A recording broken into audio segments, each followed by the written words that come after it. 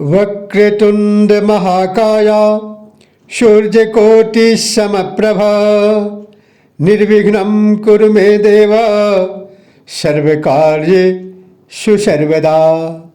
आज का विषय है वेदों में क्या है।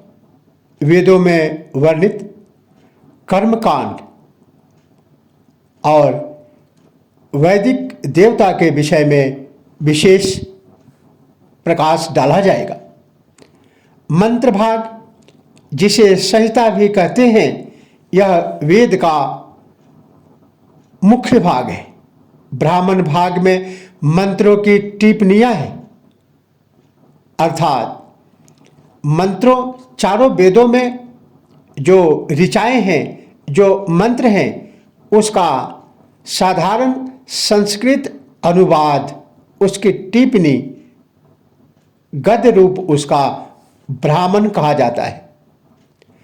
आरण्यक भाग में जंगल के बीच किए जाने वाले अनेक कर्मकांड और उपासना पद्धति के विषय में वर्णन है।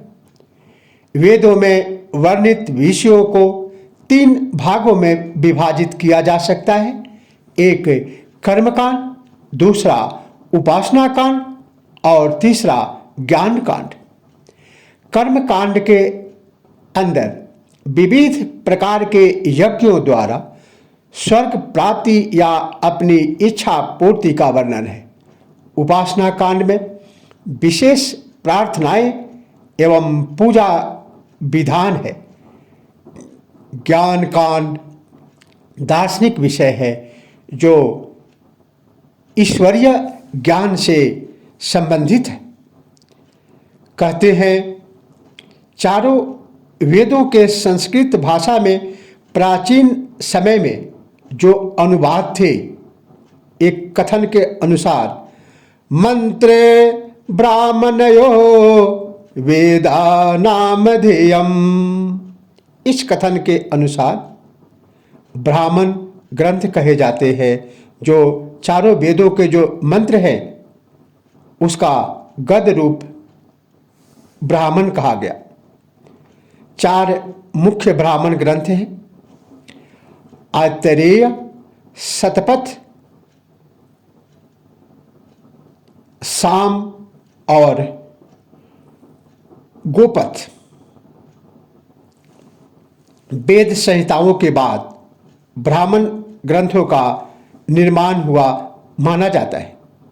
इसमें यज्ञों के कर्मकांड का विस्तृत वर्णन है, साथ ही शब्दों की व्युत्पत्तियां तथा प्राचीन राजाओं और ऋषियों की कथाएं तथा सृष्टि संबंधी विचार है। प्रत्येक वेद के अपने ब्राह्मण हैं। परीक्षा के ख्याल से यह बहुत उपयोगी है।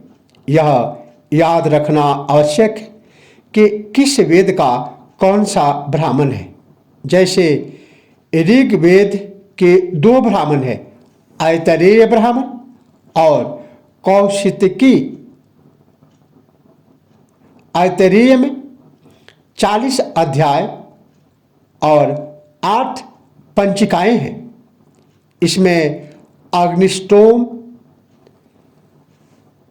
गवामयन, द्वादशाह आदि सोम यागों का वर्णन है। वैदिक भाषा में यज्ञ को याग कहा जाता है। अग्निहोत्र तथा राज्याभिषेक का विस्तृत आत्रेय ब्राह्मण जैसा ही है। इसके तत्कालीन इतिहास पर काफी प्रकाश पड़ता है। आयतरेय में सुनह शेप की प्रसिद्ध कथा है। कौशितकी से प्रतीत होता है कि उत्तर भारत में भाषा के सम्यक अध्ययन पर बहुत बल दिया जाता था। शुक्ल यजुर्वेद का ब्राह्मण शतपथ के नाम से प्रसिद्ध है, क्योंकि इसमें जो अध्याय है, ऋग्वेद के बाद प्राचीन इतिहास की सबसे अधिक जानकारी इसी से मिलती है।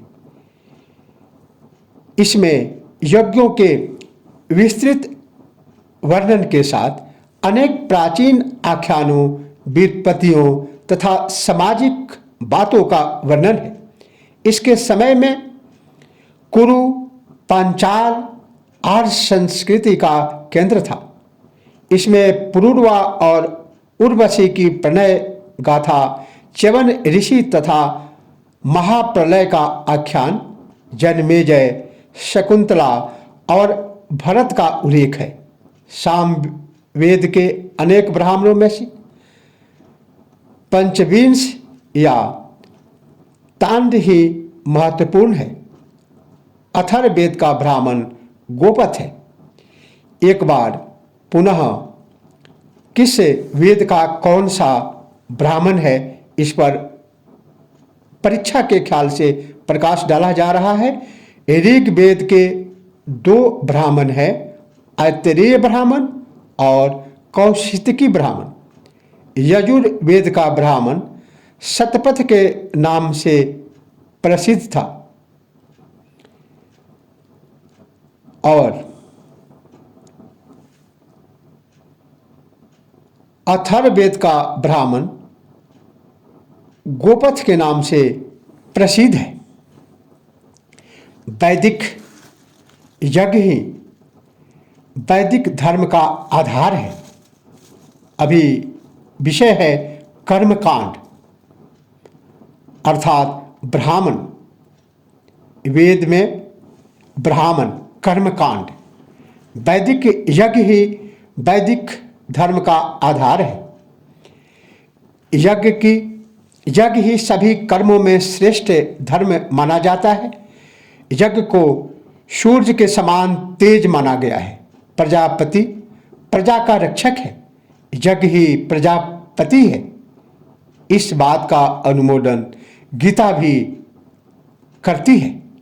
अग्निहोत्र से लेकर अश्वमेध यज्ञ तक सभी परमात्मा की ही पूजा है। यज्ञ की अग्नि में घृत आदि की आहुति दी जाती है। यह आहुति सूर्य की ओर जाती है। सूर्य के प्रभाव से मेघमंडल के साथ मिश्रित होकर हवि अर्थात यज्ञ में अर्पित की हुई सामग्री नीचे उतरकर वर्षा करती है, जिससे अन्न उत्पन्न होता है। अन्न से प्रजा की रक्षा होती है। यज्ञ से सृष्टि के नियम को सहायता मिलती है। आज हम जिस तरह से पर्यावरण की रोना रो रहे हैं, यह यज्ञों की परंपराओं का विनष्ट होने के कारण ही पर्यावरण की क्षति हमें देखने को मिल रही है। अश्वमेध यज्ञ से पापों का नाश होता है, ऐसी मान्यता है। यज्ञ से जन्म मरण के बंधन से छुटकारा मिलता है। यज्ञ की अग्नि से मनुष्य को मुक्ति की प्राप्ति होती है। यज्ञ से कष्ट की निवृत्ति होती है। अनिष्ट का नाश होता है। वेद में अनेक देवी देवताओं का उपासना होता था। देवताओं की उपासना के लिए अनेक स्तुतियों का निर्माण हुआ है। वैदिक धर्म से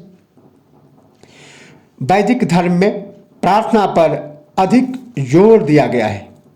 प्रार्थना से अंतःकरण शुद्ध होता है, पवित्र होता है, मन पवित्र होता है।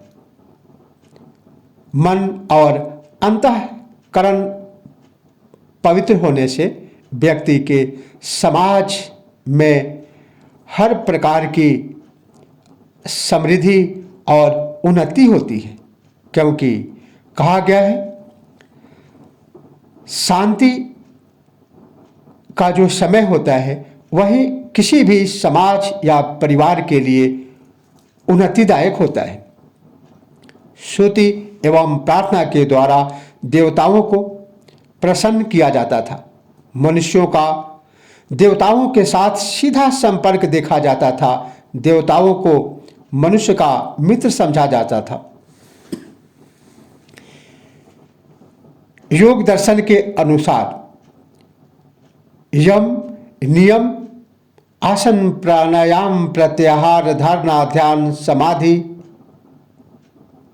के द्वारा, उसमें विशेषकर धारणा, ध्यान, समाधि से संयम करने से मनुष्य का देवता से तादात्म्य हो जाता है। मनुष्य के अंतर्गत देवत्व की प्राप्ति होती है। अतः वेद में ईश्वर का इसी सिद्धांत को मानकर ईश्वर का मानवीकरण हुआ है।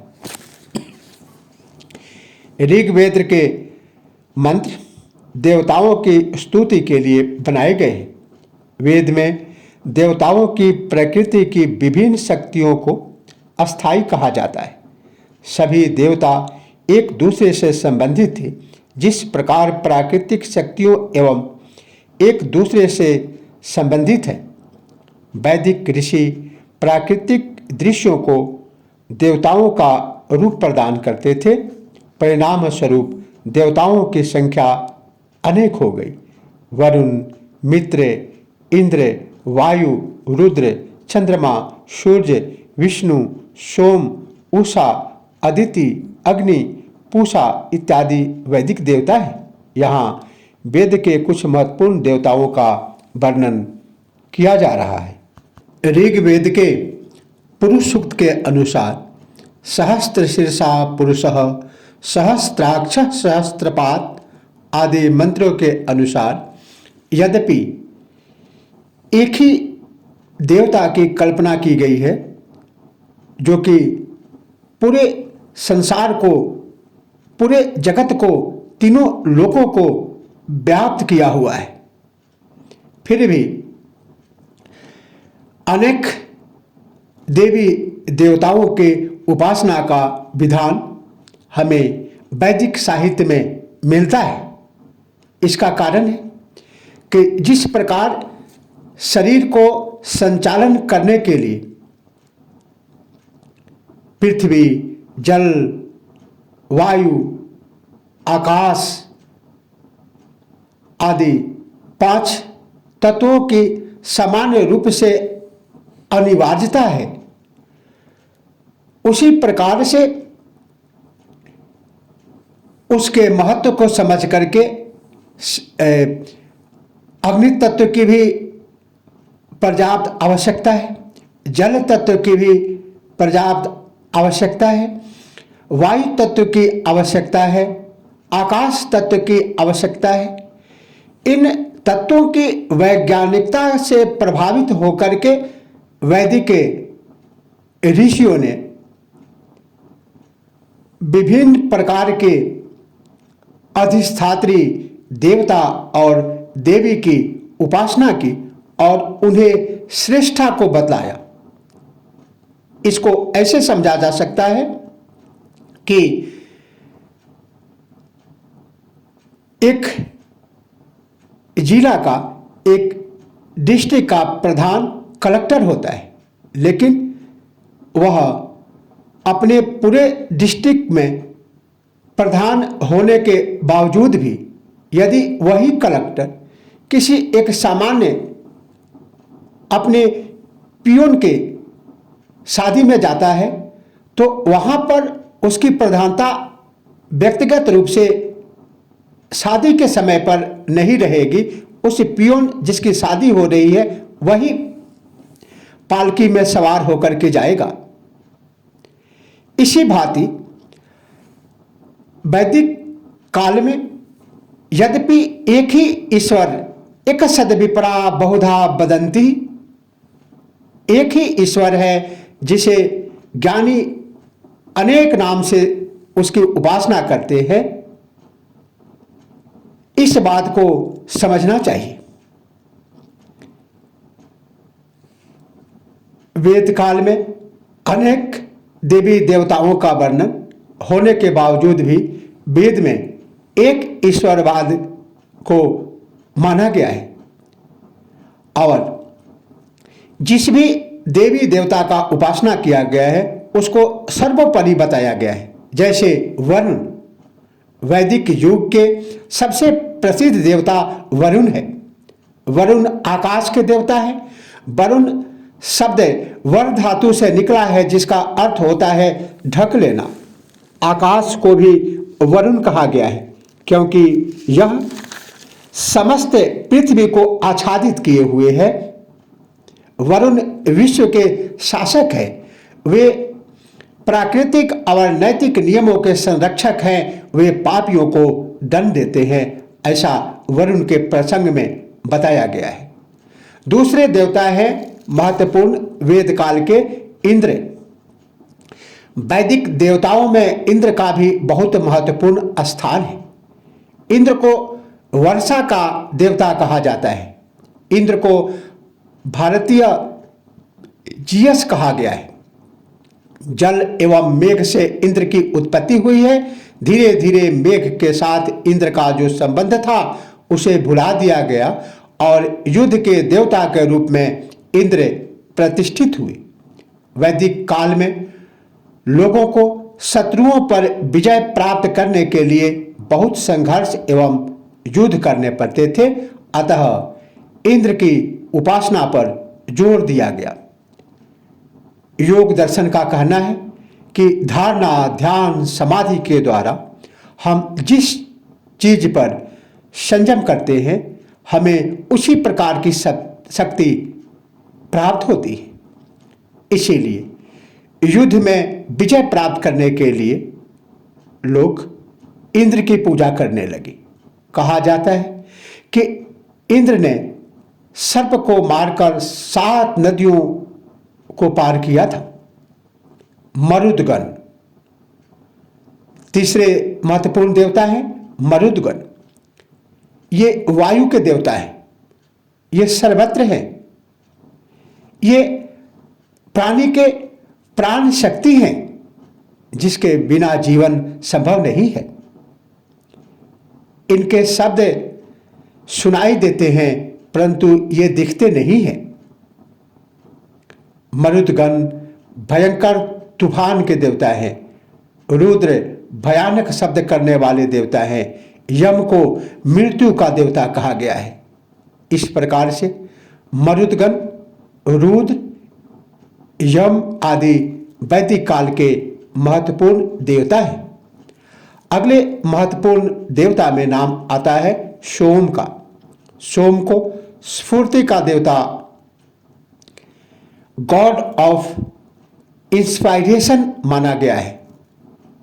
वेदों ने सोम को वनस्पति जगत का अधिपति, सर्वशक्तिमान, पूर्णतः निरोग करने वाला और अमरत्व प्रदान करने वाला माना है।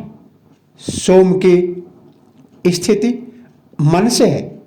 चंद्रमा मनसो जातः, ऐसे मंत्र पुरुष सूक्त में आया है। इसके प्रयोग से मानस की अज्ञात गहराइयों में पहुंचने में और भारतीय अवस्था में पहुंचने में सहायता मिलती थी, जिससे आत्म साक्षात्कार के विभिन्न स्तरों में पहुंचना संभव था। आधुनिक काल में इसी सोम का जो वनस्पति का ज्ञान था वह विस्मृत हो गया। अगले महत्वपूर्ण देवता है विष्णु। विष्णु को सौरमंडल का देवता माना जाता है। आकाश तत्व विष्णु के 3 चरण हैं, जिनसे वे पृथ्वी, आकाश और पाताल तीनों लोकों में विचरण करते हैं। विशेष करके वामन अवतार में इसका उल्लेख किया गया है। समस्त संसार विष्णु के 3 चरणों में निवास करता है, अतः विष्णु का नाम त्रिविक्रम भी माना गया है। अगले महत्वपूर्ण देवता है सूर्य। सूर्य संसार को प्रकाश देने वाले देवता हैं। वे मनुष्यों एवं समस्त जीवों को कर्म करने के लिए जगाते हैं। वे अंधकार को दूर करते हैं। यूनान में भी सूर्य की पूजा का संकेत मिलता है। फारस में भी सूर्य की उपासना पर जोर दिया जाता था। अगले महत्वपूर्ण देवता है उषा। उषा वैदिक देवता है। ये स्त्री प्रधान देवता है। ये प्रभात की देवी एवं सूर्य की प्रियतमा कहे जाते हैं। इन्हें रात्रि की बहन मानी गई है। उषा के समान अन्य स्त्री देवता अदिति को माना जाता है। अगले महत्वपूर्ण देवता है अग्नि। ऋग वेद के देवताओं में अग्नि का बहुत महत्वपूर्ण स्थान है। अग्नि यज्ञ के देवता है। इनके लिए मंत्र आया है अग्नि मीले पुरोहितः आदि। यज्ञ में अर्पित की गई हवि को अग्नि ही देवताओं तक पहुंचाते हैं। ये पृथ्वी से आकाश तक दूत के समान घूमते हैं। ऋग्वेद में अग्नि की तुलना नाई से की गई है। ये पृथ्वी की घास पात को दूर करते हैं। यह प्राणी के शरीर में अग्नि तत्व के रूप में वैश्वानर अहम वैश्वानरो भूत्वा ऐसे गीता में आया है कि यही जठराग्नि को दीप्त करके प्राणी को शक्ति प्रदान करते हैं। अगला महत्वपूर्ण देवता है पूषा। पूषा चारागाह के देवता माने गए हैं। ये पशुओं के संरक्षक है। ये कृषकों के देवता है। देवताओं की संख्या अनेक रहने के कारण वैदिक काल के लोगों के सामने यह प्रश्न उठता है कि किस देवता को श्रेष्ठ मानकर आराधना की जाए। कस्मै देवाय हविषा विधेम। किस देव को नमन किया जाए। धार्मिक चेतना एक ही देवता को श्रेष्ठ मानकर उसकी उपासना करने का वादे करती है। यही कारण है कि वैदिक धर्म में एकेश्वरवाद का संकेत मिलता है। एक समय में एक ही देवता को श्रेष्ठ मानकर उसकी पूजा एवं आराधना होती थी। जब इंद्र की पूजा होती थी तब उसे अन्य देवताओं से महान और शक्तिशाली समझा जाता था। जब वरुण की पूजा होती थी तब उसे ही अन्य देवताओं से श्रेष्ठ शक्तिशाली समझा जाता था। अन्य देवता महत्वहीन और गौण हो जाते थे। इस प्रकार जिस देवता की प्रशंसा वैदिक मंत्रों में की गई है प्रायः उसी को कर्ता, हर्ता, विधाता सब कुछ मान लिया जाता था। कभी इंद्र को, कभी अग्नि को, कभी वरुण को, कभी सर्वशक्तिमान ईश्वर समझकर स्तुति की गई। यह वही बात है कि एक सामान्य व्यक्ति के शादी में कलेक्टर जा रहा हो, वहाँ उस सामान्य व्यक्ति की ही प्रशंसा होगी। वैदिक विचारधारा में एक क्रमिक विकास पाया जाता है। पहले अनेकेश्वरवाद पॉलीथिज्म से आरंभ कर हीनोथिज्म होते हुए अंत में एकेश्वरवाद मोनोथिज्म पर पहुंच गया है। वेद का एक प्रसिद्ध मंत्र एकेश्वरवाद की ओर संकेत करता है। एकम सद्विप्रा बहुधा वदन्ति। दूसरा अग्निर्यमं मा तरिस्वा न माहुः। अर्थात एक ही सत्य है। विद्वान लोग उसे अनेक मानते हैं। कोई उसे अग्नि कहते हैं तो कोई यम और कोई मातरिस्वा यानी वायु कहते हैं। प्रधानता सभी की अपने जगह पे है। उसकी प्रधानता को अस्वीकार नहीं किया जा सकता। ऋग्वेद में अद्वैतवाद का स्पष्ट प्रतिपादन मिलता है। एकेश्वरवाद तो वैदिक देवताओं का प्रारंभिक स्वरूप है। आज इतना ही। अगले अंक में शीघ्र उपस्थित होंगे वेदांत उपनिषद का स्वरूप लेकर। तब तक के लिए जय हिंद, जय भारत।